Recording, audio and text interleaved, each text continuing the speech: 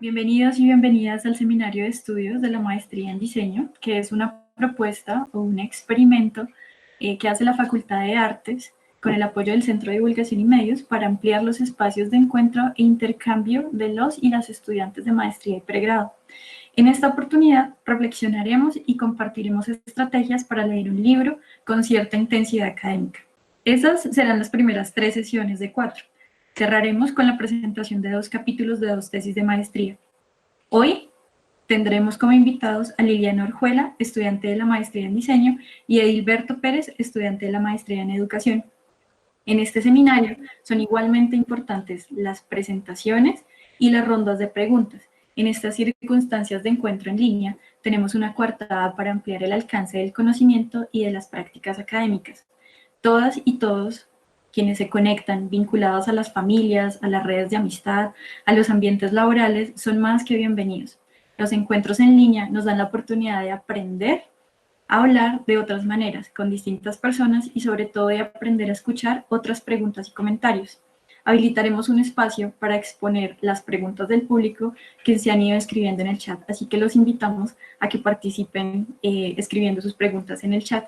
En esta oportunidad, el libro analizado es The Making of Visual News, A History of Photography in the Press, de Thierry Gervais y Gael Morel. En estas lecturas, los y las estudiantes asumieron la traducción de textos originales, empleando aplicaciones y diccionarios en línea y afinando los criterios académicos de la revisión, la creación de perfiles razonados del autor y la coautora, siguiéndoles en redes sociales, en portales académicos y en páginas web institucionales. La identificación y el seguimiento de las fuentes primarias y secundarias comprometidas acudieron a los repositorios y archivos digitales en línea gratuitos y de pago. Y finalmente, la elaboración y visualización y entregables para argumentar con los datos que lo que el libro propone. Todo este material se entregará en los archivos descargables. Los vamos a dejar con Liliana Orjuela y con Edilberto Pérez. Bueno, Liliana, te cedo la palabra. Bienvenidos a todos. No olviden dejar sus preguntas. Vamos a estar muy pendientes. Si tienen alguna duda o inquietud, solo déjenosla saber en el chat. Bueno, buenos días para toda la audiencia. Muy contenta de tenerlos con nosotros. Para quienes no me conocen, bueno, hay algunos que sí están por ahí que me conocen, otros que no tanto. Entonces, les voy a contar un poco, pues, de quién soy yo. Voy a arrancar por ahí. Entonces, bueno, mi nombre es Liliana Orjuela. Yo soy estudiante de la maestría en diseño. Soy egresada de diseño gráfico también de la Universidad Nacional de Colombia, sede Bogotá. En este momento me encuentro trabajando como docente becaria en la Escuela de Diseño Industrial de la misma universidad, pero pues he trabajado como docente en diseño en otras instituciones también. Pertenezco al grupo de investigación de saberes implícitos de la universidad. Y bueno, tengo experiencia trabajando con temas editoriales, temas de alimento. Mi interés de investigación está muy cercano al tema de las imágenes y al tema de las publicaciones seriadas, por lo que en este momento me encuentro desarrollando mi tesis de maestría en torno al gran libro de la cocina colombiana de Círculo de Lectores en la edición de 1984. Entonces, si quieres también tú cuéntales un poquito de ti, Edilberto. Gracias, Liliana. Mi nombre es Edilberto Pérez, soy licenciado en física de la Universidad Distrital aquí en Bogotá. En este momento estoy inscrito como estudiante en la maestría de educación y como participante en esta electiva sobre medios fotográficos. Soy docente del Colegio IPARM, ahí en la Universidad Nacional de Colombia, en el área de ciencias y en el área de matemáticas. También tengo un poquito de experiencia en esto del mundo editorial. He escrito algunos textos de enseñanza de las ciencias y algunos textos de divulgación científica para niños y para jóvenes. Pues, ¿qué más les cuento de mí? Que estoy muy interesado en que este espacio pues salga lo mejor posible, con los nervios de punta, porque si bien es cierto que existen muchas maneras de comunicar lo que nosotros los estudiantes de la universidad hacemos, muchas veces no aprovechamos este tipo de espacios. Entonces, para mí este es un espacio muy valioso porque me permite comunicar mucho de lo que hemos hecho en este seminario que me ha parecido bastante interesante. Queremos arrancar por agradecer en primera instancia al doctor Thierry Gervais y a la doctora Gail Morel por su investigación en torno a la fotografía de prensa recopilada en este libro del que vamos a estar hablando hoy, que se llama The Making of Visual News, cuyo enfoque pues, nos ha permitido ampliar nuestros conocimientos en torno a las noticias visuales y pues a la imagen de manera general. Nos deja un valioso aporte para nuestras investigaciones, las que estamos desarrollando en el marco de las maestrías de cada uno. Por otro lado, también queremos agradecer al Centro de Divulgación y Medios por abrirnos este espacio y a la escuela, a la maestría en diseño por el apoyo y por ofertar la asignatura Usos Periodísticos de las Imágenes Fotográficas. Pues lo que arrancamos desde el día de hoy es uno de los resultados del trabajo que hemos venido realizando en esta asignatura. Y finalmente a la profesora Zenaida Osorio por su acompañamiento y por proponernos realizar este trabajo al que hemos logrado sacarle bastante provecho. Bueno, entonces ahora también los voy a introducir un poquito pues los vamos a introducir un poquito en quiénes son los autores. Entonces voy a arrancar con el profesor Thierry Gervais. Él es profesor asociado, experto en historia de la fotografía y del fotoperiodismo en la Universidad de Ryerson y es jefe de investigación del Centro de Imagen de Ryerson en Toronto, Canadá. Sus intereses investigativos siguen de cerca las imágenes de prensa desde hace ya varios años, por lo que en 2007 recibió su doctorado en la Escuela de Estudios Superiores de Ciencias Sociales en París, con su tesis titulada Ilustración fotográfica, nacimiento del espectáculo de la información. Esta tesis pues es muy importante para el libro del que vamos a estar hablando hoy, pues una buena parte de lo que se recopiló en este libro viene desde esta tesis de doctorado de él. Él fue editor también de la revista de estudios fotográficos hasta 2013 y ha sido curador de exposiciones como Deep Rush Photography in Print y co-curador de otras exposiciones relacionadas con fotografía en París. Ha escrito muchos artículos en revistas especializadas y en revistas académicas y es autor de Le Point of View de Léon Gimpo, The Making of Visual News y la Fabrique de la Información Visual, que es como la versión francesa del libro que vamos a estar estudiando hoy. Y pues estas dos fueron en colaboración con Gail Morel y es coautor con ella de otro libro que se llama La Photographique, Histoire, Techniques, Press, Art. Si quieres, cuéntales tú de Gail Morel.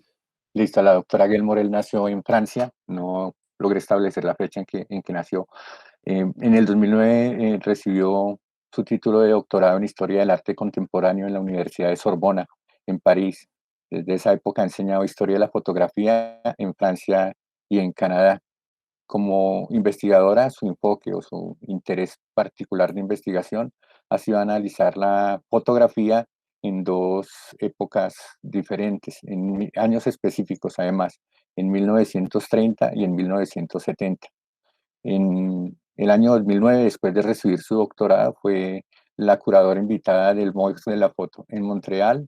Es una bienal titulada Los espacios de la imagen y fue un evento pues demasiado importante. Reunió artistas de la fotografía de 13 países para explicar y escenificar y presentar la foto contemporánea en forma de instalación. Editó el catálogo de acompañamiento del evento.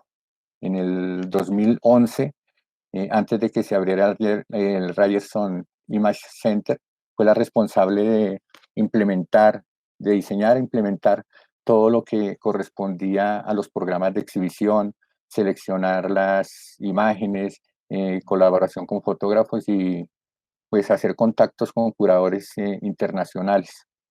En el año 2012 fue anunciada como la primera curadora de exposiciones del Ryerson Image Center, y desde el 2012 pues comenzó a hacer una serie de exposiciones como curadora de exposiciones bastante interesantes.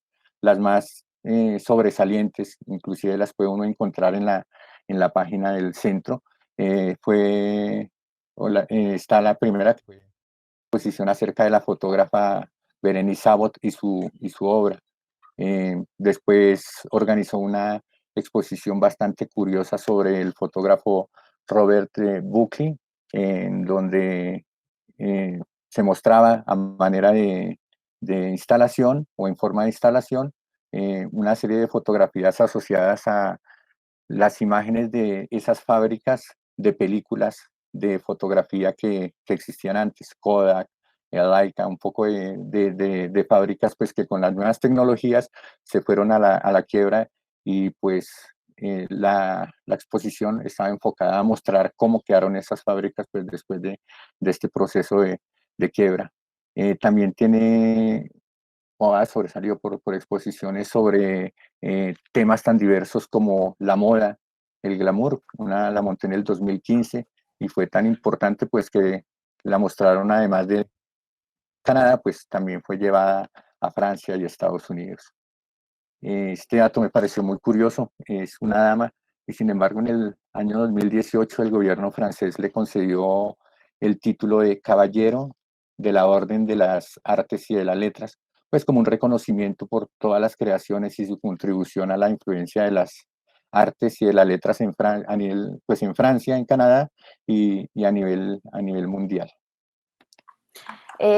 Bueno, quisiera hablarles un poquito a grandes rasgos del sentido de esta exposición. Pues lo que les vamos a presentar hoy nos ha permitido entender a profundidad el planteamiento de la hipótesis de los autores y sus enfoques metodológicos. Bueno, es muy importante lo que les vamos a presentar hoy, pues para la audiencia creo que puede funcionar mucho porque la cosa es que estos son unas herramientas que nos han permitido a nosotros llegar a una lectura mucho más profunda, sacarle más provecho a los estudios que han hecho en este caso estos dos investigadores, que nos sirven desde enfoques metodológicos, desde lo que están proponiendo en su teoría en sí, y la idea es que ustedes aquí comiencen a ver como la manera en la que nosotros estuvimos analizando este libro para que también les pueda servir en próximas oportunidades y que puedan adaptar esas metodologías de lectura. Entonces, bueno, primero pues quisiéramos contarles un poquito sobre el libro. Entonces vamos a hacer una descripción muy general. Igual tenemos 3 semanas para abordar los capítulos del libro. Esta es la primera sesión. Entonces el libro pues cuenta con una introducción y 3 capítulos. El primero, que es de la revista, que está enfocado a analizar pues aspectos de los medios de comunicación impresos entre 1843 y 1918. Aquí están los capítulos que vamos a trabajar el día de hoy, son 5 capítulos. El segundo habla de las revistas de información general, el ser o hacer de las ideas europeas, y abarca una época entre 1919 y 1936. Y el último capítulo es el modelo de la revista Life y la estandarización de las revistas de noticias pues, a nivel mundial, y abarca la época desde 1936 hasta 1976. También tiene 2 subcapítulos como conclusión, bastante interesantes, y pues en términos generales pues, ya iremos viendo de qué trata cada uno de los capítulos, pues comenzando el día de hoy por el capítulo de la invención de la revista. Lo que venía haciendo el autor fue hacer el seguimiento de lo que otros autores habían escrito sobre historia de la fotografía, enfatizándose en la fotografía de prensa. Entonces él empezó a darse cuenta que habían unos vacíos de conocimiento que estos autores estaban enfocando mucho en la fotografía en sí, pero que estaban obviando las intermediaciones de otros oficios que estaban en torno a la fotografía, las publicaciones donde se estaban presentando, y entonces pues de aquí nace su afán, como yo les contaba ahorita hace un rato. cuando les estaba contando quién era él, él empezó con esta investigación hace ya varios años en su tesis doctoral y posteriormente pues fue avanzando y ya pues empezó en primera instancia con publicaciones francesas, que es sobre todo lo que veremos el día de hoy en el primer capítulo, y luego pues ya se extendió a también introducir publicaciones alemanas, publicaciones estadounidenses y de Reino Unido, que esto lo irán viendo a medida que vayamos avanzando con el seminario las próximas semanas. Bueno, como les decía, todo este ejercicio que nosotros hicimos de lectura muy juiciosa, ¿para qué nos ha servido? La gran cosa que nos queda, bueno, es por un lado comprender a profundidad completamente las dimensiones de esta investigación y ampliar la mirada en torno a metodologías de investigación visual que pues quienes hemos tomado este seminario estamos muy interesados en ellas. Y en todo lo que tiene que ver con el conocimiento de la imagen, las publicaciones periódicas, y bueno, particularmente esto también nos ayuda mucho para aplicar estos conocimientos metodológicos en nuestras tesis, tanto no solamente como en lectura, sino en la forma en la que uno presenta el material, como el cuidado que se tiene, el peso teórico que debe tener, la relación de los argumentos. Bueno, iremos viendo esto un poquito más desglosado a medida que vayamos avanzando. Entonces, viendo la cosa de manera general, veremos cómo extraer y aprovechar el contenido de un libro, pues en este caso de este libro, veremos cómo el autor aborda los conceptos, cómo trabaja diferentes tipos de fuentes documentales, cómo usa las referencias visuales y textuales y el cuidado que tuvo para estructurar. Ya vimos que lo que nos mostraba Gilberto, como la estructura que tiene y que a su vez cada capítulo también tiene una subdivisión. Entonces, todo esto va respondiendo a los planteamientos iniciales. Los autores en la introducción explican mucho de lo que uno se va a ir encontrando alrededor del libro a medida que va avanzando. Como les digo, empiezan por un recorrido con los autores que ya han venido hablando de prensa, de fotografía de prensa, perdón. Y pues lo que ellos nos dicen es que esta es una historia, por eso el subtítulo del libro es como una historia, porque esta es una historia, la de ellos, la versión de ellos. Entonces, como les digo, se empieza a estructurar el texto en estos capítulos y cada uno de ellos será una sesión en los seminarios que vienen, que también les irán presentando mis otros compañeros. Hoy nos ocuparemos del primer capítulo, que se llama La invención de la revista. Este capítulo 1 tiene 5 subdivisiones y cada una de ellas pues está cuidadosamente nombrada para ir guiando al lector en el capítulo. Entonces, fíjense que esto es una cosa muy importante cuando uno entra a ver un libro, fijarse como en esas subdivisiones que tiene para irle, porque son el hilo conductor de alguna manera que le van a servir a uno de guía. Entonces, esto es muy chévere por eso, porque también tiene como esa estructura muy bien definida. Entonces, bueno, el argumento que ellos tienen al que le iremos siguiendo la pista es el siguiente: cómo las noticias visuales se van conformando gracias a las intermediaciones de los diferentes roles y oficios definidos mediante procesos que se van estandarizando cada vez más, que simplificaban labores, que abarataban costos y que hacían que las imágenes tuvieran un tratamiento a manera de mercancía. Recordemos que estamos en finales del siglo XIX, comenzando siglo XX. Esta época en el continente europeo, en Francia, pues era una época de pleno auge industrial, donde las mercancías comenzaron a internacionalizarse. Entonces, lo que los autores proponen es que estas imágenes comenzaron a ser parte de esa industrialización y que pues que las revistas se van consolidando como un espectáculo visual, pero que también comienzan a ser un producto industrializado, transversal a factores técnicos, económicos y culturales de esta época. Entonces, una cosa muy importante que veamos que Gilberto lo presentaba hace un rato en la segmentación es la periodización. Nos dimos cuenta que cada capítulo tiene un periodo de tiempo definido. Y esto es una pista muy importante a la que hay que seguir en una investigación. Es como las razones por qué los autores están tomando en cuenta esos años, siempre tienen que responder a un argumento. Entonces, en el caso del primer capítulo de la invención de la revista, va de 1843 a 1918.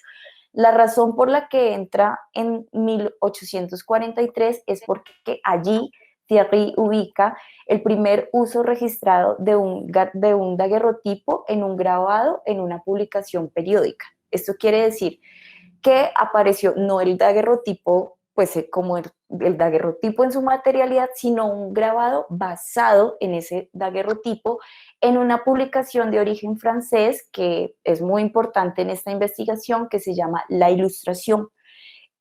Con la aclaración a partir en su pie de imagen, a partir de la fotografía.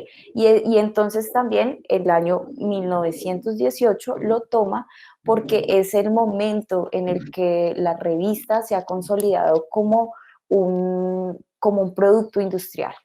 Entonces, bueno, también aquí pues hago una pausa para contarles, empezar a contarles cómo fue el proceso que nosotros, por el que nosotros empezamos a tomar esta lectura, en donde también fue muy importante hacer la traducción. Entonces, si quieres, Edilberto, cuéntales un poquito cómo hicimos la traducción nosotros. Bueno, lo primero fue armar un equipo entre los estudiantes que estamos tomando el seminario para abordar la traducción. Nos dividimos en 3 grupos diferentes, cada uno abordó pues una parte específica del texto. Liliana y yo pues trabajamos en la traducción de la introducción y la traducción del primer capítulo. Y los demás compañeros pues hicieron la traducción de los 2 capítulos que faltan y de las conclusiones, del capítulo de conclusión. Entonces ese es el primer inicio, se hizo una traducción inicial pues de acuerdo a lo que cada uno tenía de conocimiento en inglés y pues esto dentro del proceso nos ayudó bastante a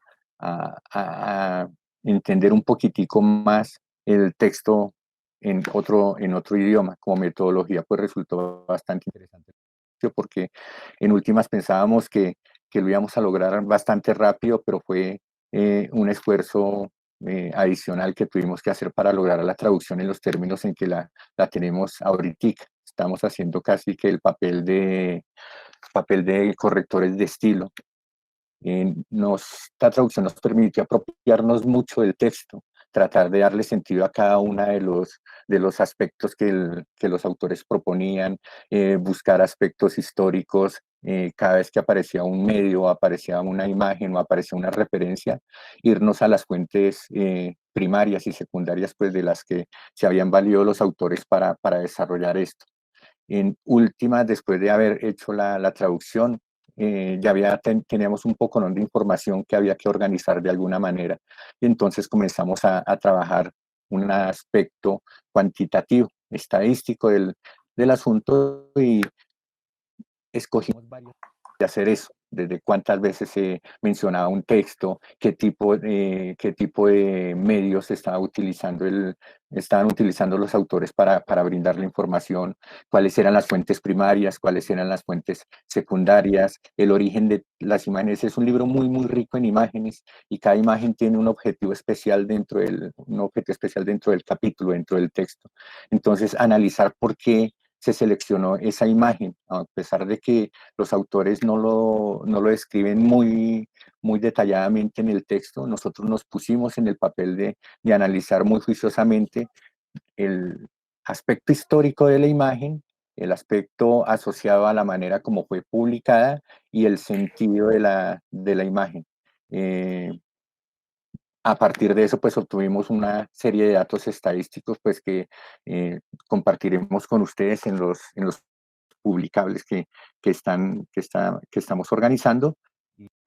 Pues sobre el final pues nos quedó un conjunto de conocimientos en 2 sentidos, un conjunto de conocimientos acerca de la historia que nos cuenta, que nos narran los autores y también una serie de procesos metodológicos que pusimos en práctica para llevar a cabo este trabajo, una apropiación del conocimiento. Esto nos llevó a una apropiación del conocimiento muy, muy particular y muy, muy rica, sea, lo que sabemos ahorita sobre la historia de las imágenes en los medios impresos es fundamental, y eso pues conlleva a que entendamos un poquitico de la historia, que entendamos un poquitico de las relaciones sociales, que entendamos un poquitico de cómo evoluciona la sociedad a partir de los medios. Eso es como básicamente lo que hicimos. Ahí también, para complementar un poquito lo que les contaba mi compañero, nosotros, bueno, tuvimos que ir también a diccionarios especializados, y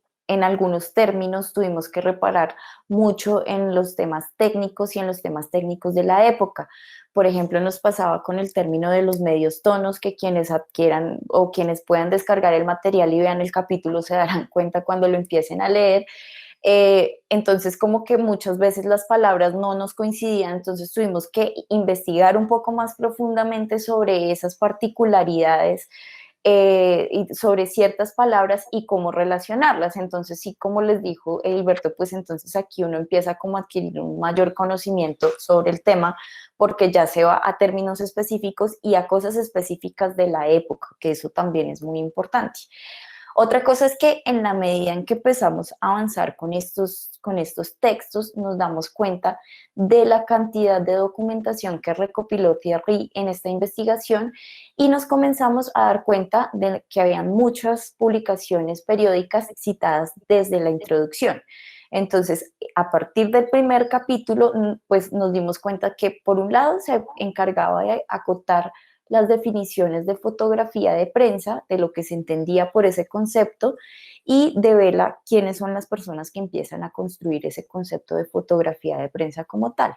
Pero una de las cosas, y creo que por eso fue que la profesora Zenaida nos hizo la invitación particularmente con esta investigación, es porque una de las cosas más interesantes de este trabajo es el vasto recorrido documental que hizo el profesor, para adentrarse al tema y de manera cronológica.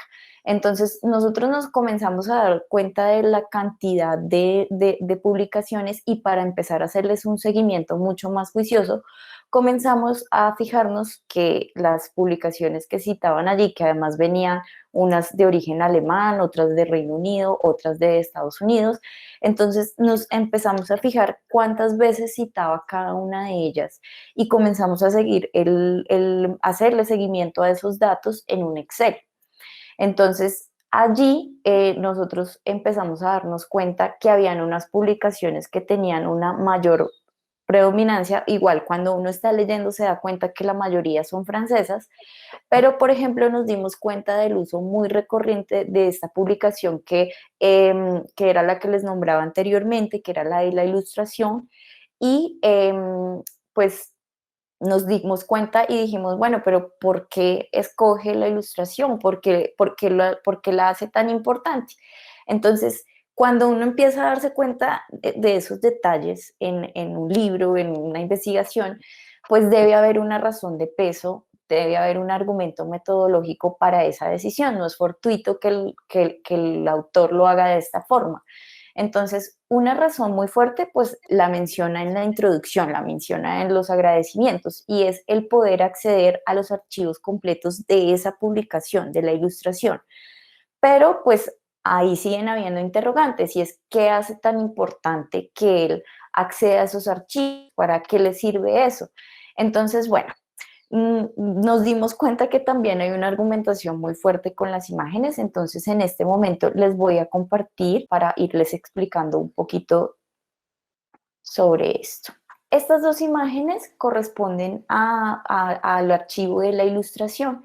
Veamos la manera en la que están escritos, o sea, el contenido que tienen los pies de imagen de estas imágenes. Y quiero pedirles que un momento observen con atención las dos imágenes. Entonces, Thierry, a lo largo del texto, pues cuenta de qué manera se estaban utilizando las imágenes en las publicaciones periódicas ilustradas de finales del siglo XIX, en este punto.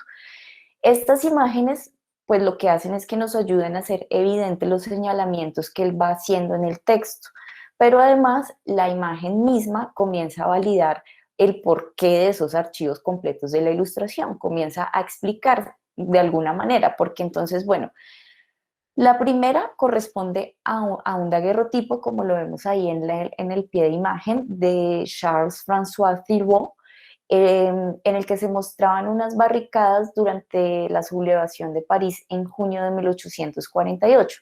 La segunda imagen corresponde a un fragmento de la página que salió publicada en la Ilustración, donde el público, perdón, donde vemos que se publicó este grabado, que se basó en este daguerrotipo de Thiriot, como lo vemos en el pie de imagen. Entonces, hay unas particularidades que comienzan pues a uno a darse cuenta y con el que el autor está argumentando todo el tiempo lo que está diciendo. Entonces, vamos a ver algunos de esos detalles.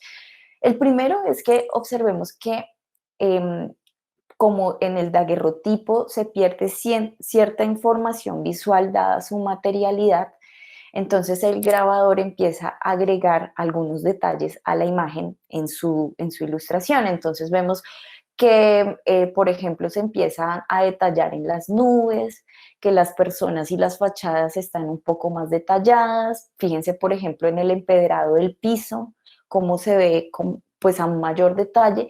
Y entonces esto empieza a dar una evidencia, y es que si bien se basaba en la imagen, la ilustración que está en este lado, la que sale pública, comienza a responder a unas convenciones visuales de la época.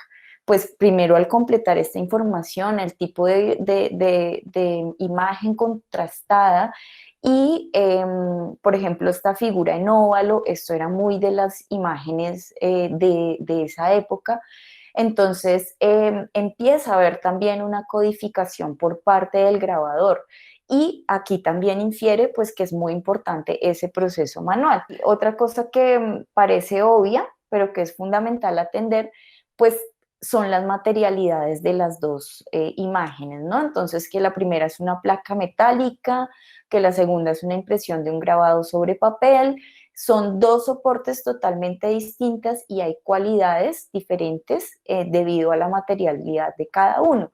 Entonces, por ejemplo, el tamaño es muy importante. Acá lo ponen y incluso hasta eso tiene un valor porque, bueno, nos están diciendo que es de 12.7 y el por 10.4 centímetros, y al pasar a la página hay una transición y se escala la imagen.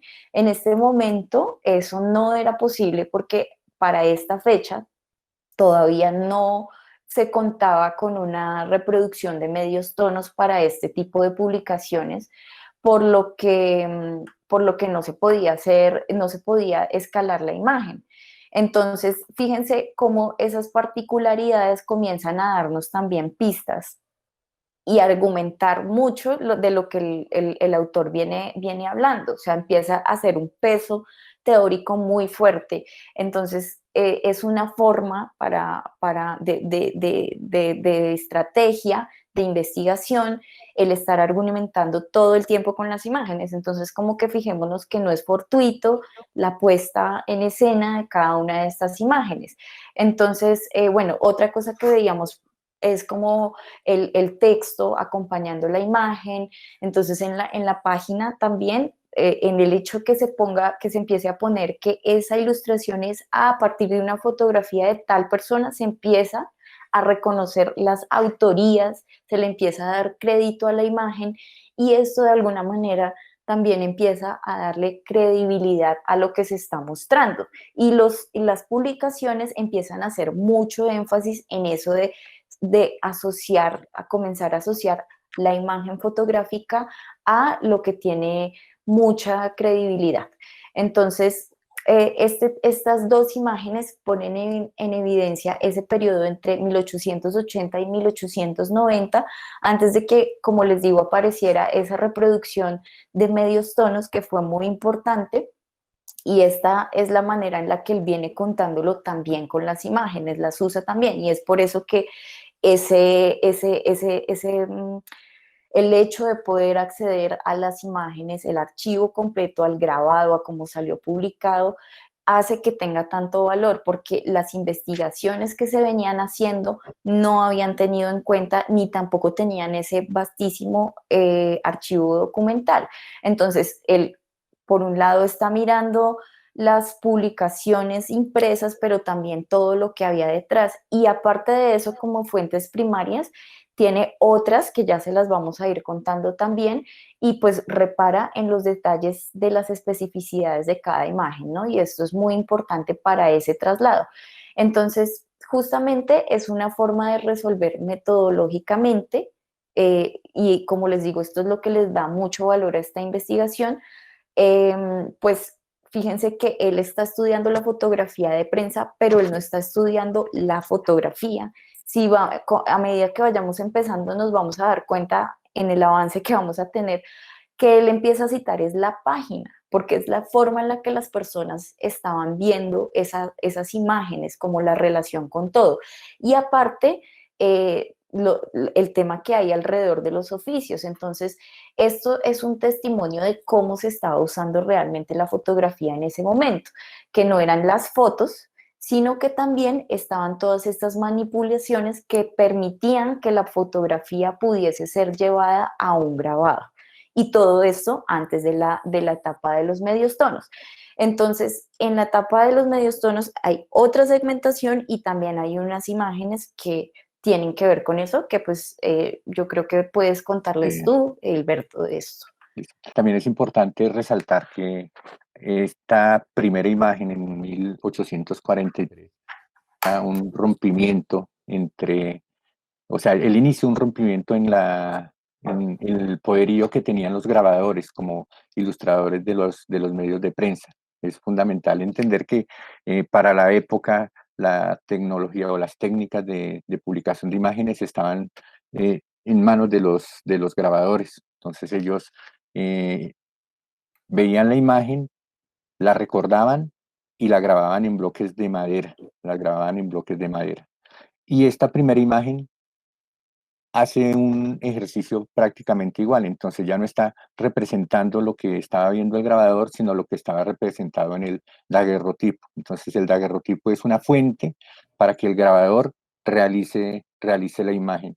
Y desde 1800, a partir de esa época, pues se volvió un ejercicio común eso. Entonces los fotógrafos tomaban las imágenes, los grabadores utilizaban esas imágenes como fuente de inspiración para realizar sus grabados, y lo que eran publicados eran los grabados. Ese aviso de una fotografía es fundamental y es esencial porque es la primera vez que se reconoce en la historia de los medios impresos que existe una posible nueva técnica que se llama una fotografía. Esto nos lleva a lo siguiente, pues a partir de esta primera imagen y hasta bien adelantado el siglo, para allá en 1880, el poder de la imagen estaba en manos de los grabadores, pero en esa época de 1880 ocurrieron dos sucesos fundamentales para la transformación de la manera como los medios impresos estaban publicando su información. Entonces, el primer lugar era a partir del estancamiento en el que se contaba el proceso de obtención de imágenes. Como dijimos, el poderío estaba en manos de los grabadores. Los científicos, los investigadores comenzaban a ver cómo podíamos hacer para superar esa dificultad, porque ya existían las fotografías y el problema radicaba en cómo hago para llevar esas fotografías al medio impreso, que se vuelvan medios impresos. Entonces ese estancamiento pues motivó muchísimo a los científicos a desarrollar esas técnicas. Y en 1880, 1881, pues comenzaron a darse una serie de descubrimientos acerca de un proceso fotomecánico que se llama el medio tono. Antiguamente los grabados estaban construidos a partir de rayas y de puntos, y todo eso, esa imagen que nos mostraba Liliana, se construía a partir de inclinaciones, de grosores de las líneas, de grosores de los puntos, se construía toda la imagen. Y a partir del fotograbado, a partir de la técnica del medio tono, ya desaparecieron las líneas y los puntos y se le dio un poquitico más de uniformidad a la imagen.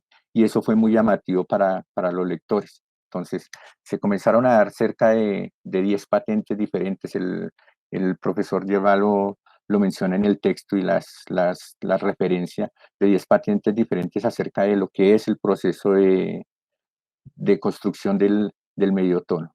Ese fue el primer acontecimiento de esa época. Se descubrió la técnica de impresión en medio tono. Y por el otro lado, asociado ya al factor periodístico, apareció por primera vez la entrevista como elemento de información para los lectores. Entonces aparecen las entrevistas en donde un reportero se encuentra con un entrevistado y transcriben, pues, y transcriben y publican el texto completo de la entrevista. Estos dos hechos, pues, nos llevan a un personaje que se llama Gaspar Félix Tournachon. Su nombre artístico es Nadar, que inicialmente era un caricaturista francés, pero que posteriormente se convirtió en uno de los fotógrafos más importantes de Francia. O sea, era tan importante que entre su obra se encuentran fotografías de Jules Verne, de Baudelaire, de Giuseppe Verdi, de Alejandro Dumas, de Rodin, de Moder. Inclusive algunas de esas imágenes que él tomaba pues eran usadas por los artistas para reproducir en sus obras. En 1886, ya pasada la mitad de la década, ocurría un acontecimiento y es que uno de los científicos más representativos de Francia, el ingeniero Jean Chevreul, era químico también, y Jean Chevreul cumplía 100 años. Es un personaje dentro de la historia de la ciencia francesa bastante importante, tan importante que creo que en la Torre de Francia aparecen impresos los nombres de 71 personalidades francesas y él es una de esas personalidades. Entonces cumplía 100 años y eso pues en Francia era un acontecimiento espectacular y había que hacer algo frente a ese acontecimiento. Entonces, Nadar le hizo tres entrevistas particulares, pero en algún momento se le ocurrió a Nadar dar un salto al abismo y dijo, ¿por qué no acompañar esas entrevistas de imágenes? ¿Por qué no acompañar esas entrevistas de imágenes? Entonces apareció lo que nosotros conocemos como la primera fotoentrevista de la historia. El objetivo de Nadar, lo recuerdo muy bien, él decía que por primera vez va a ser espectador como si estuviera realmente presente en la entrevista. Entonces, para la fotoentrevista, él tomó 13 imágenes, pues aquí nos aparece una primera imagen en la portada del medio, pero no está referenciada en el texto, sin embargo, la primera imagen es esa, y tomó tres series de fotografías como estas. Enfatizó muchísimo en la gesticulación, en tomar las imágenes, en la gesticulación de Chevreul. Entonces era para él bastante importante porque esto permitía que cuando la persona lo estuviera leyendo interpretara todo lo gestual del entrevistado. Numeró cada una de las imágenes y cada una de las imágenes le colocó un texto explicativo de qué era lo que estaba haciendo ahí.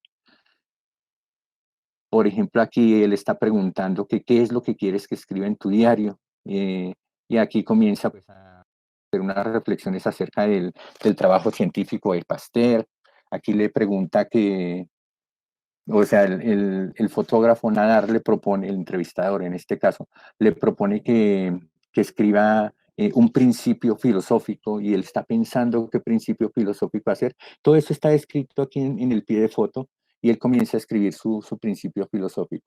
Aquí en la parte de abajo, noten que esto está impreso en tipos de fuentes, mientras que aquí está en, en, en manuscrito, entonces en caligrafía, en manuscrito. Entonces ese es su primer principio filosófico, algo así como hay que luchar por la infalibilidad sin ser infalible, y lo firma Chevreul. Aquí pues ya comienzan a hablar de temas bien específicos, el desarrollo de la aviación, el desarrollo de las imágenes en la ciencia y cosas pues, en las cuales el científico había aportado. Entonces, esta es la primera fotoentrevista de la historia. Liliano nos contaba que el crédito hacia la fotografía, pues la primera mención a la fotografía se dio en 1843. Aquí, a pesar de que ya son fotografías y que están hechas en técnica de medio tono eh, bueno, lo que inventó Krakow, en técnicas del medio tono, aún no se reconocía que estas eran fotografías. Inclusive en la portada del texto, debajo de la primera imagen del científico Cherenkov, aparece que se trata de fotograbados, o sea, todavía no se le reconoce la fotografía. Entonces, esta es fundamental. Aparece el medio tono y aparece la fotoentrevista. Y esto, pues, inicialmente causó bastante escozor pues, en el ambiente de los medios de publicaciones. ¿Por qué? Pues comenzaron a surgir críticas porque resulta que esta única fotoentrevista es el resumen de las 3 entrevistas particulares que Nadar le había hecho al científico. Y segundo, pues que los temas que escogió para publicar en su fotoentrevista, pues fueron temas muy del interés del fotógrafo, del interés del entrevistador, y los mostró pues en desorden cronológico. Tomó una parte de una entrevista, otra parte de la otra entrevista, y únicamente lo que le interesaba era que la gente viera la fotografía, viera la gesticulación y que viera pues el texto que le estaba escribiendo sin importar muchísimo el orden cronológico. Por supuesto que esto a nivel de fotógrafos, a nivel de editores, a nivel de jefes de arte, pues resultó ser una técnica pues bastante criticada. Y por allá en 1896, el periódico Le Figaro intentó hacer también una fotoentrevista, también con fotografías de Nadar, a un general francés, pero fue, o sea, no tuvo bastante acogida al comienzo. Sin embargo, este es el fundamento para el nacimiento del formato de las revistas. Entonces noten ustedes, o no lo van a notar acá, cuando ustedes comienzan a analizar los medios que nos referenciaba Gervais, uno comenzaba a ver que los medios impresos al comienzo eran llenos de mucho texto, y uno va mirando la evolución. En los entregables pueden ver que uno va mirando la evolución de esos medios y comienzan a aparecer imágenes, y la imagen se va posicionando dentro del proceso de información. Parece que el público exigiera que el periódico tuviera muchísimas más imágenes de las que tenía al comienzo. Le dio un papel fundamental a los grabadores. Aquí en la fotoentrevista de Nadar, la imagen ya es predominante dentro del texto, dentro de la publicación, y el texto escrito es pequeñito. Y esto sirvió para que comenzaran a surgir las primeras modelos de revistas por allá, finalizando en 1890, que comenzaran, y comienzos del siglo, que comenzaran a aparecer las primeras revistas, pues con estas ideas de la fotoentrevista de Nadar. La imagen se posiciona como elemento fundamental para la comunicación de acontecimientos, y la fotografía facilita muchísimo las técnicas de impresión. Con el invento del medio tono ya fue más fácil imprimir fotografías, y las fotografías en medio tono pues ya no parecen dibujos como aparecían en los grabados, sino ya aparecen como imágenes muy asociadas a la realidad. Bueno, ahí hay una cosa que me gustaría, como en la que me gustaría intervenir un poquito, y es, bueno, de todo esto que les está contando Hilberto, pues está muy bien contado también ahí en la lectura, pero hay una cosa también muy importante de decir, y es el por qué el autor pues está referenciando estas 2 imágenes para además contar todo esto, pero también para el argumento aquí es que, por un lado, si bien es importante todos estos parámetros técnicos que cuenta Hilberto, también empiezan a evidenciarse los parámetros económicos. Recordemos que desde el inicio él está planteando que toda esta era de industrialización siempre está acompañada de lo técnico, lo económico y lo cultural. Entonces, dentro de esto, resulta que pues cuando se hace la impresión de los medios tonos, pues eh, resulta que imprimieron en un papel más barato, los costos empezaron a abaratar y esto fue algo muy, muy importante para los editores de las publicaciones.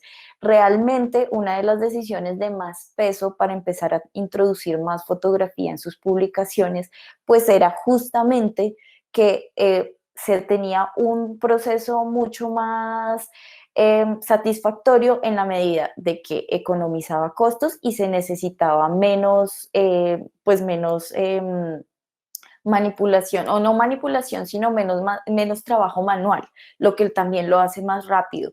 Entonces, en esta parte, justamente, pues si bien está como la importancia de la fotoentrevista y todo esto, un tema muy importante es pararnos sobre ese aspecto, ¿no? Sobre ese aspecto económico que también fue un factor determinante para que comenzaran a aparecer más y más imágenes a partir de ahí.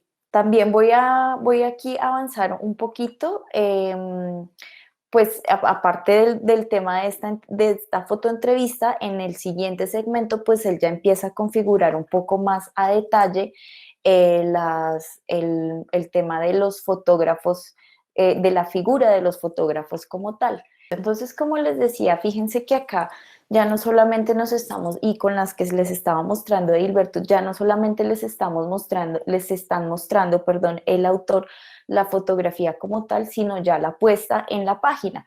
Entonces, siguiendo el hilo conductor de las imágenes, aquí les quiero presentar estas imágenes, pertenecen a uno de los fotógrafos que ha sido más estudiado por el autor, por Thierry, que es Léon Gempot.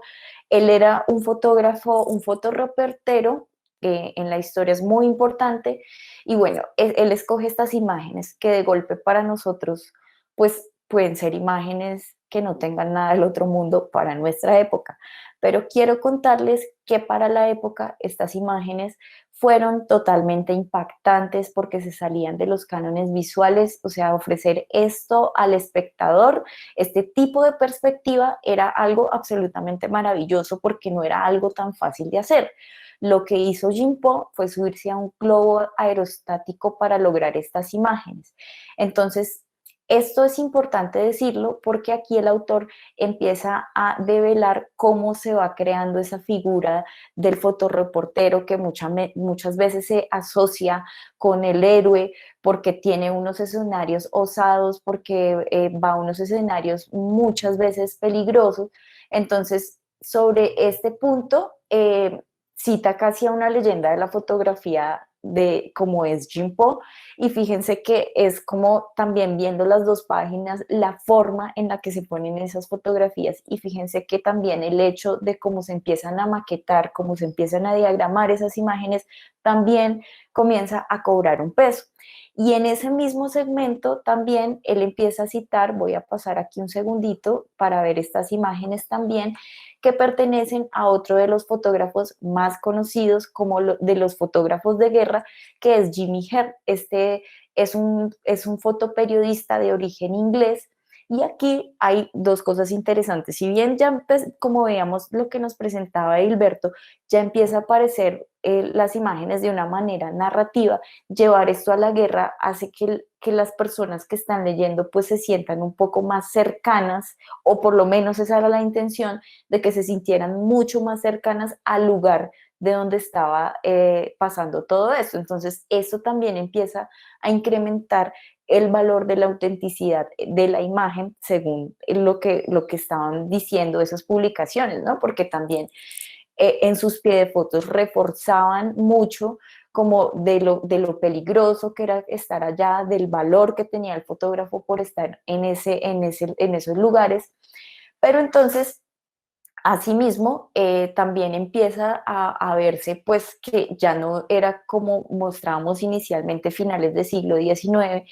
Aquí pues ya empiezan a aparecer muchas imágenes, antes se hacían por encargo, aquí ya empiezan a llegar muchas imágenes porque los fotógrafos toman muchas, y entonces ahí empieza a aparecer una necesidad, y es quiénes seleccionan, quiénes editan, cómo están dispuestas esas imágenes en las publicaciones, y entonces empieza a ser evidente que hay otras intermediaciones. En el momento Eso se ve como una necesidad, pero como les digo, eso fue algo que otros autores pues dejaron, no lo hicieron tan evidente como cómo llegaban esas imágenes a los lectores. Entonces, podemos ver que pues que las imágenes comienzan a ser una sola composición con los textos, y esta era la manera en la que realmente le estaba llegando al público lector esa información. Entonces empiezan a aparecer esas secuencias narrativas que muchas veces ni siquiera eran de una página, sino ya empiezan a ocupar doble página, y esto también hace que a él le llame mucho la atención sobre el tipo de diagramación y de cómo se empiezan a surgir, cómo empiezan a surgir estas historias visuales, y que también aquí hay un factor muy importante que también lo veíamos con la entrevista que nos presentaba mi compañero, y es el paso del tiempo. Entonces el autor también empieza a ver que esto es muy importante, como esa sugerencia del paso del tiempo. Y esto es muy importante porque esto va haciendo que las maneras de leer comiencen a cambiar, que las publicaciones también comiencen a cambiar, y que esos cánones visuales que de los que hemos venido hablando, pues también comienzan a cambiar, como que no fue como que de golpe las personas empezaron a demandar imágenes, sino todo esto se fue dando gradualmente, ¿no?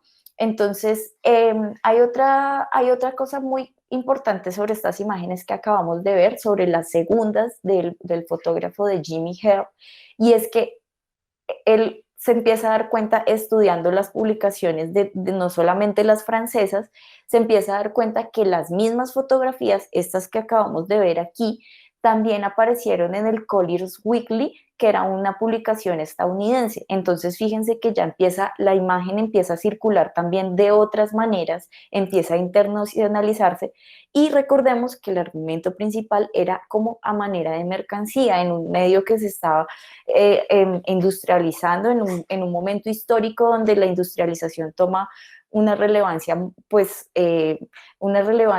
con respecto a lo que venía pasando antes, y la imagen comienza a ser parte de eso. Entonces, fíjense que todo el tiempo viene de a pocos reforzando esos argumentos. Entonces, aquí empieza a poner en claro también primero que llega la necesidad de alguien que organice esas imágenes, a la par que va hablando del rol del fotógrafo de prensa, empieza a hablar de las dos. Y entonces, como les digo, ojo cómo se citan aquí las imágenes, porque él no está citando las imágenes de Jean Paul o las imágenes de Jimmy Hare para hablar de estas grandes figuras del fotoperiodismo, sino que está citando las páginas completas de cómo llegaban esas imágenes allí. Entonces, aquí esto también el aumento de estas imágenes empieza a inferir otras cosas, y esto es importante teniendo en cuenta que en este momento es muy, muy importante también ubicarse en la época, y es que en este momento habían altos índices de analfabetismo. Entonces, por eso también, pues como que la imagen se va volviendo muy importante. Entonces, es muy importante cómo van migrando las imágenes de un lado a otro, de un país a otro, cómo esto comienza a internacionalizarse, ¿no? Bueno, pero entonces otra cosa que, como les digo, es que acá empieza a emerger esa necesidad de quién está trabajando con las imágenes. Y los editores en ese momento se dieron cuenta de eso, y entonces empiezan a contratar a personas para que se dediquen a eso, y aquí es cuando empieza a surgir también esta figura del director de arte. Entonces, más adelante, él utiliza otras imágenes que les voy a mostrar aquí un momento para argumentar sobre ese rol. Entonces, él sigue trabajando él en este capítulo, sobre todo con publicaciones francesas. Entonces, aquí esta imagen es muy interesante, es una portada de La Vie Illustrée, que era un semanario que estaba circulando en ese momento en Francia, pues esto tiene fecha de 1904. Es muy interesante porque lo que él hace acá es poner en evidencia, pues si bien que la fotografía venía siendo muy importante y llegar a estos lugares y tomar todas estas fotos era muy importante, pues también la manera en cómo se estaban mostrando estas imágenes y quienes estaban interviniéndolas. Entonces, esta imagen, la que está aquí a la derecha, esta no está en el libro, nosotros la conseguimos haciéndole seguimiento a los artículos y a todo el material que viene trabajando Thierry, que esto también es importante cuando uno se está centrando tanto en un autor, es como también mirar un poco como por otras cosas que él ha mirado él, que más ha escrito, y bueno, y demás.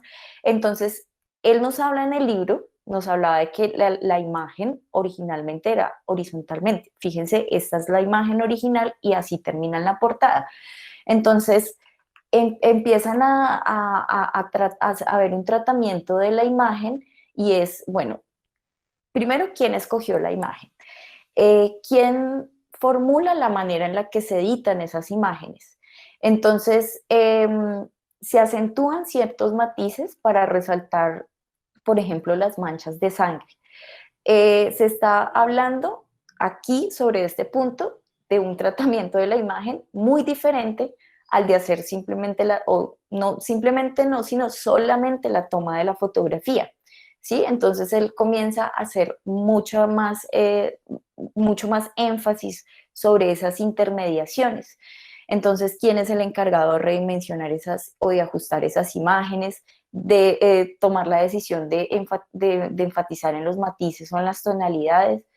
Y pues es aquí cuando él dice, aquí también empieza a haber un director de arte y en este segmento del capítulo lo dedica completamente a este oficio, de cómo empiezan a trabajar los directores de arte. Ahí es cuando surge ese rol. Entonces, por ejemplo, también empieza a hablar mucho de los fotomontajes, de la composición eh, fototipográfica, de cómo también se empieza a trabajar muy fuertemente con la tipografía, la relevancia que esto toma en una sola composición. Entonces, observemos que también bueno, en las portadas comienza a aparecer en otras publicaciones como en la Vue de Ranner, que es otra de las publicaciones que también estaban circulando en Francia y que él cita bastante, comienzan a aparecer también el número de imágenes en la portada.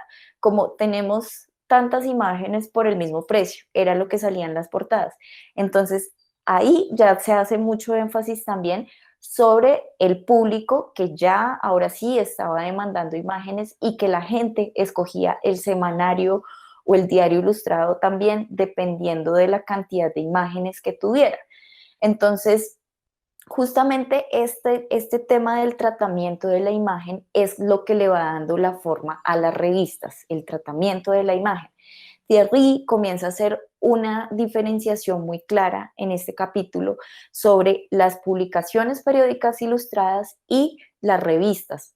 Comienza a hacer esa diferenciación y entonces, por ejemplo, nos dábamos cuenta que le interesaba que al lector le quedara claro la diferenciación entre las revistas y periódicos ilustrados. Entonces nosotros por ahí también hicimos una tablita a la que les llamamos tipología de medios, donde también se empiezan a ver, y lo mismo los países de los que está hablando, que por ejemplo vamos a ver que en el segundo capítulo hace mucho más énfasis sobre las publicaciones alemanas.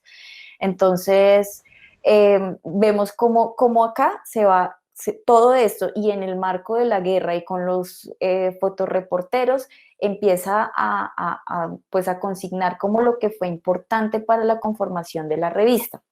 Entonces, Edilberto, si quieres, tú tienes una parte que habla mucho sobre la guerra y lo importante que fue digamos que de cómo se va democratizando la imagen también en la medida en la que el resto de la gente, ya no solamente los fotógrafos profesionales, pueden acceder a tomar imágenes. Ya después del posicionamiento del medio tono como como técnica de publicación o de tratamiento de imágenes para los medios impresos, a comienzos del siglo XX la fotografía se puso como el conducto de información visual por excelencia para los medios impresos. Algunos diarios tuvieron que hacer modificaciones en su formato, o sea, ya era necesario que la imagen, porque el público lo pedía así, y cómo nota el público, cómo sabemos que el público lo estaba exigiendo, porque los medios con menos imágenes fotográficas o con menos imágenes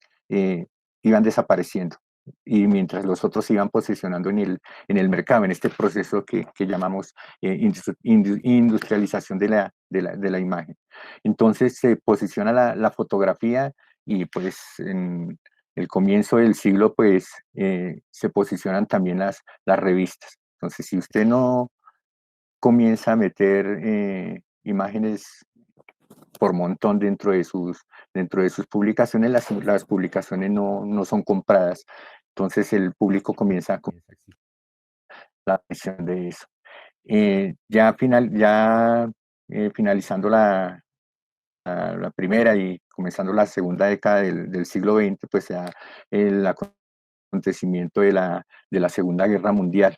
Y aquí ya hay algo bastante importante. O sea, la mayoría de la guerra se desarrolló en Europa y en América estaban necesitando bastante información acerca de la guerra. Y esa información debería ser gráfica. Entonces, esa es la primera, la necesidad de la aparición de información gráfica.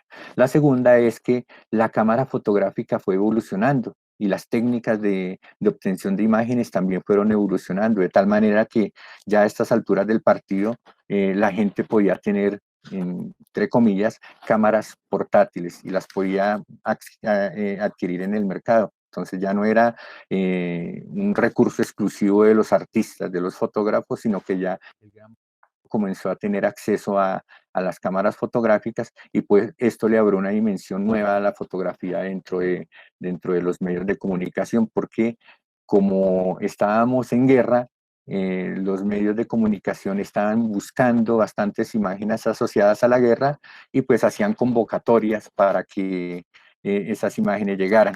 Pues sí obtenían imágenes de las agencias de fotografías que ya comenzaban a nacer, tenían imágenes de los reporteros que ellos enviaban al campo de batalla, pero la mayoría de las imágenes que publicaban los medios, en especial el texto se concentra, el libro se concentra muchísimo en Le Miró, entonces, y dice que la mayoría de las imágenes que publicaba ahí eran imágenes obtenidas de personas comunes y corrientes o de soldados que llevaban sus cámaras portátiles a la guerra. Entonces, vamos a mirar aquí a manera de ejemplo la crudeza de las imágenes. La izquierda pues es una imagen que alimentaba bastante la sensación de violencia de la guerra. Y esta imagen de la derecha corresponde a lo que Lemirgo llamaba la fotografía más cara de la historia hasta esa época. Pagaron 15.000 francas por ella y fue un concurso que organizó el periódico para premiar a la fotografía de guerra más espectacular. Entonces, esto es el estallido de una granada en medio de un campo de batalla, en donde están de la crudeza de las imágenes que enviaban los corresponsales gráficos y que enviaban las personas que estaban en el frente de batalla, pues era bastante, y esto era bastante consumido por a la gente le gustaba muchísimo ver este tipo de imágenes. Listo. Bueno, no, pues aquí, pues con esto él cierra el capítulo y pues deja las conclusiones del capítulo es ya cuando deja la revista como posicionada en 1918 y le da paso para lo que viene a hacer, qué pasa después cuando una vez ya la revista se ha posicionado como un producto industrializado. Vamos a abrir un espacio para las preguntas, quienes tengan dudas o quieren saber algo particular. Efectivamente, nos han llegado una serie de preguntas, entonces las vamos a hacer. La primera pregunta la hace Ricardo Arturo Pinzón Nieto y les pregunta, ¿cómo llegan a la conclusión de que se le da valor a la autoría simplemente porque el autor de la foto es mencionado? Es decir, usan el término inferir, eso quiere decir especulación. Valdría la pena preguntarse qué otras evidencias dan cuenta de esto. El reconocimiento del fotógrafo a través de la historia de los medios es pues paulatino. Inicialmente simplemente aparecía el nombre del grabador, el grabador que tomaba la imagen del fotógrafo y la reproducía en los bloques de madera y aparecía el nombre de grabador, de grabador. Después aparecían los nombres de los grabadores y al lado podrían aparecer algunas alusiones, pero no específicamente al fotógrafo. Inclusive al comienzo del texto el autor menciona que muchas de las fotografías o de las imágenes que suministraban los fotógrafos para los grabadores podían aparecer en muchos medios y en ninguno de esos medios les daban el crédito necesario. Ya después de que apareció la primera alusión a que es una imagen tomada a partir de una fotografía, pues ya comienza a ganarse un poquitico el espacio de los fotógrafos, a ganarse el crédito como elementos que suministran imágenes a los medios. Pero sí o sea, mirando los títulos de las fotografías, los pies de páginas de las fotografías, el crédito de los fotógrafos fue algo muy luchado. Ya en últimas, pues los fotógrafos, ya iniciando el siglo XX, ya eran reconocidos como artistas y como participantes del proceso de comunicación de la información en las pies de fotos. Vale, muchas gracias. Liliana, ¿tienes algo que decirnos? No, estoy de acuerdo con lo que dice Hilberto, es como que esto también fue progresivo y que en los pies de imagen es muy importante cómo se va construyendo o cómo se le va dando relevancia a esas autorías, ¿no? Y que con el tiempo, como yo les contaba, ya el fotógrafo ya llega a ser una figura más de héroe y justamente es algo que se va construyendo dentro de lo que dentro de lo que va apareciendo en las publicaciones. Hay otra pregunta muy cercana a lo que estamos hablando y la hace el mismo Ricardo Arturo Pinzón. Y dice, ¿por qué ocurre esto? ¿Hay razones jurídicas? ¿Es una lucha de gremio? Bueno, pues la verdad, eso no fue como muy específico como en temas jurídicos o algo así el autor. Eh, pues creo que no, ahí sí no sabría decírtelo porque no toca ese tipo de temas ya como de jurídicos en el... Y hay una última pregunta que la hace también Ricardo y dice, ¿por qué la nueva técnica es llamativa para los lectores? Mira que al principio no fue como tan llamativa, porque de hecho eso también, como yo lo decía anteriormente, esos cánones fueron cambiados paulatinamente y de hecho por eso cuando Hilberto nos hablaba de la entrevista se llamaban como fotograbados, porque no fue, o sea, incluso en principio la imagen no fue tan atractiva para los lectores. Digamos que un tema que determinó mucho pues fueron los costos y ya luego en la cantidad de imágenes que iban apareciendo para los lectores sí fue atractiva, también en la medida, como lo decíamos, que en este momento de la historia aún había un alto grado de analfabetismo. Entonces, pues muchos eran espectadores más que lectores. Entonces, fue muy atractivo para ellos para poder llegar a la información de lo que estaba sucediendo en el momento, de lo que estaban haciendo público a través de las imágenes. Cuando veíamos el daguerrotipo de Trevor, notábamos que era una imagen muy borrosa y que al comienzo pues era muy difícil tratar de imprimir una imagen en ese estado dentro de un texto. Entonces por eso era necesario hacer el grabado. Ya con la aparición del medio tono, se fue ganando muchísimo en nitidez y por decir algún término como realismo de la imagen. Entonces ya no se veían los dibujos como los presentaban los grabadores anteriormente, sino que ya se comenzaban a ver imágenes cercanas a la realidad. Pues eso ayudó muchísimo al posicionamiento de la fotografía. Hay otra pregunta, la hace Seleni Velázquez y ella dice, ¿en algún momento la figura de director de arte adquiere un valor similar para los y las lectoras o hay alguna otra figura que reemplace esa?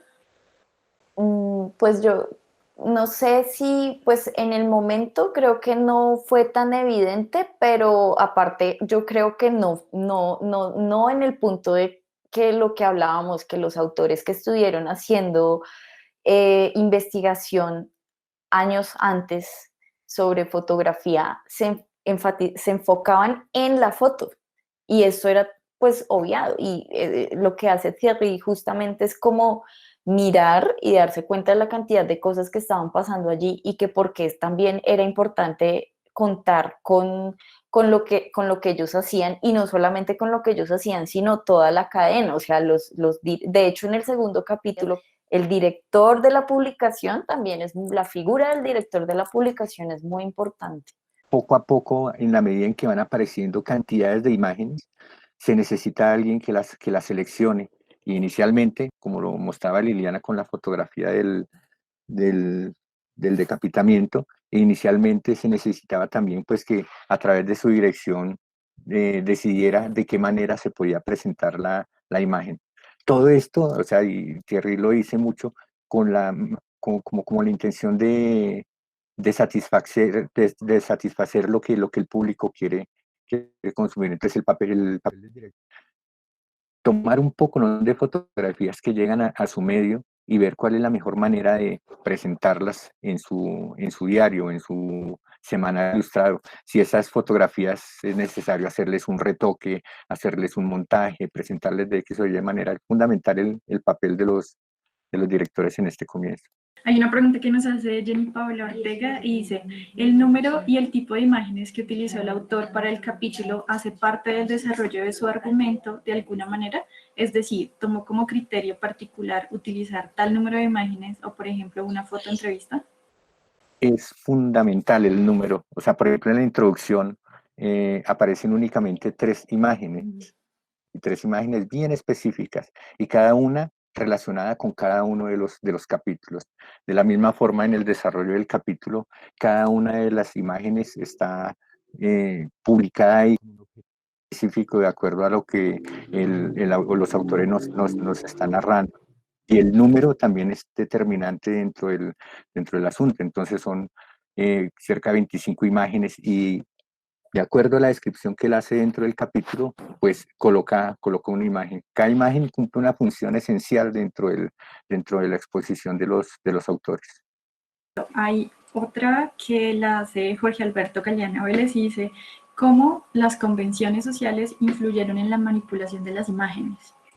Bueno, pues yo creo que influyeron muchísimo, como les decía, lo que hacían los grabadores de, en principio, adecuarla, sobre todo en ese proceso de transición donde, o más bien de fase, donde va entrando, digamos, la fotografía por los laditos, por decirlo de alguna manera, siempre ajustándose a esas convenciones. Y pues esto fue muy importante para la forma en la que se mostraba la imagen, porque por ejemplo una cosa que pasaba era que al principio decían que los medios tonos eran unos grises aburridos, porque ellos venían acostumbrados de un fuerte contraste en las imágenes, entonces en principio como que no les gustó mucho. Y ya cuando se empieza a incrementar, pues ya es cuando les parece más interesante, pero pues no fue, mejor dicho, en principio se tuvieron que ajustar bastante a esas convenciones que se tenían. Esta pregunta la hace Mariana Rusi y ella dice, ¿cómo esta nueva forma de lectura de textos e imágenes ha cambiado su forma de aproximarse a la lectura en sus futuros proyectos y en sus tesis de maestría? A manera personal, el ejercicio resultó, porque muchas veces cuando uno está tomando un texto para el análisis, simplemente hace una lectura superficial. O sea, ya a este nivel de lectura que hemos alcanzado a través del ejercicio que se propuso en el seminario, o sea, ya cualquier lectura que uno haga sin tomar en cuenta la importancia de irse a las fuentes, de tomar en cuenta la cronología, de tomar en cuenta toda la información o cada uno de los elementos de la información que se nos está presentando.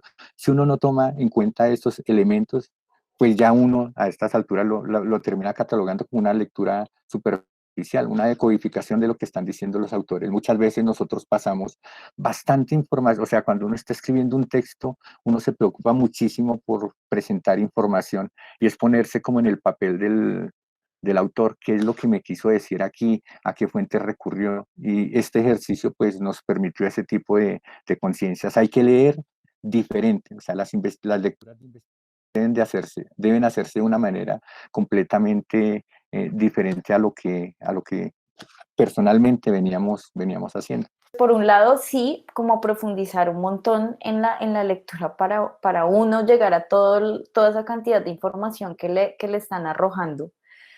Pero también para escribir, porque es que digamos, cuando uno no tiene la suficiente experiencia, de pronto Gilberto, que ya pues ha sido autor de libros, tiene esa experiencia, pero uno que se va a enfrentar a hacer su tesis, por ejemplo, en mi caso, mi tesis de maestría, pues esto le va dando muchas luces de cómo, de la manera, por ejemplo, de citar, el cuidado que se tiene. Yo, por ejemplo, reparo mucho también que en las lecturas que uno hacía antes, pues eran, o sea, uno le llamaba a leer, a pasar el texto y si acaso señalar algunas ideas y ya está.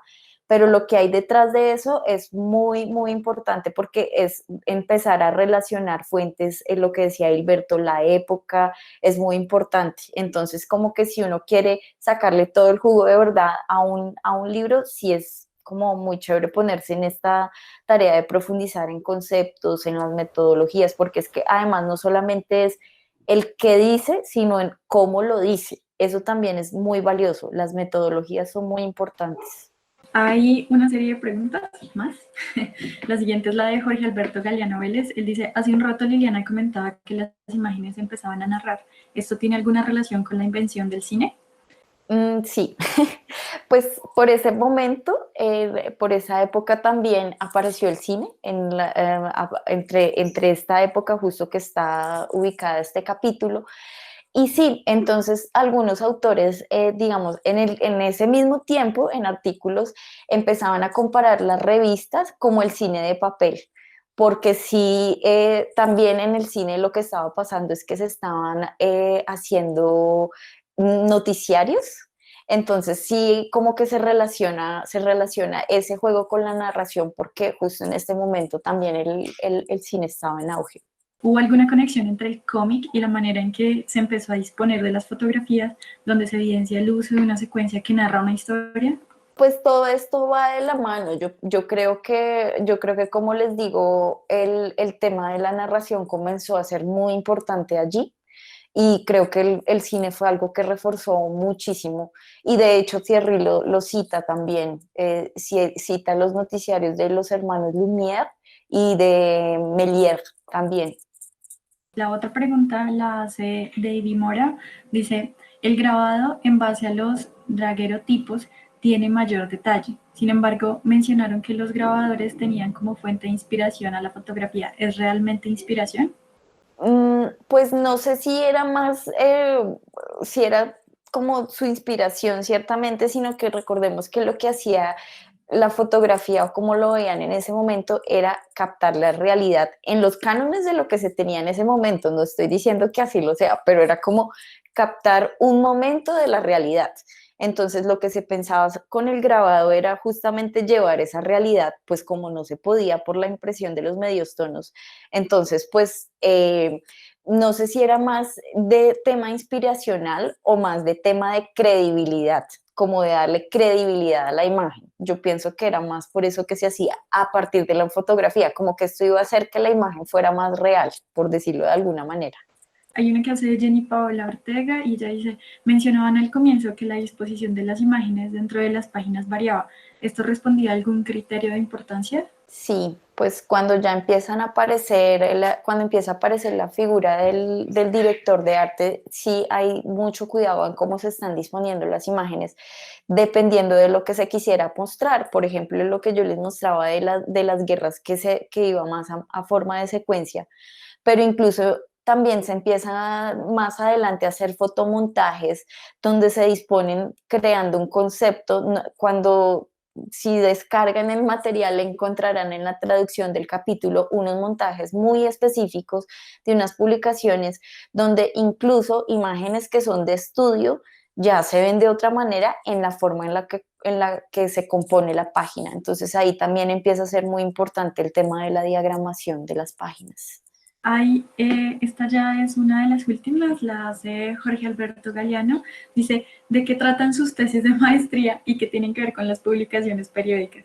Ah, bueno, yo pues al principio, no sé, seguramente no estabas, pues la mía es en torno al gran libro de la cocina colombiana.